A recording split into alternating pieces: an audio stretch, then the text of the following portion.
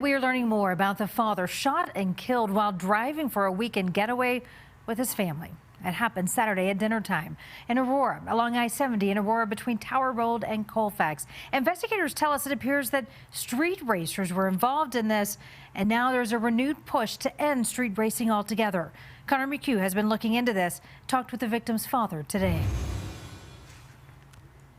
What can you possibly do or say to something like this? 2 days after this violent and deadly scene in Aurora, Robert Jaros is still in disbelief. His son, John Jaros, now the victim of a senseless crime, and his family witness to it all. And to be took out this way, trying to enjoy a weekend away with his family is so unjustified, cruel. On Saturday, Jaros says his son and family were driving along I-70 in Aurora when they came upon 2 cars that were street racing. He says his son tried to avoid them, but seconds later, one fired shots. Because they're cowards and they shoot people from behind. Jaros says his son was hit and killed. His wife and their 3 children were uninjured. My 3 grandchildren were in that truck. My daughter-in-law was in that truck.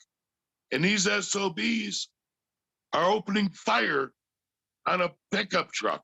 This all comes as Aurora Police continues to see an increase in calls about street racing. A spokesperson for the department says they do weekly operations to combat that and recently created a task force. This isn't fun. This isn't games, right? These are people's lives you're putting at stake, people's property, and your dangerous behavior is not welcome. Robert Jaros says his son lived in Estes Park and was the assistant fire chief with Glen Haven Area Volunteer Fire. He describes John as a proud dad and ray of sunshine for anyone he got to know. He had everything to live for.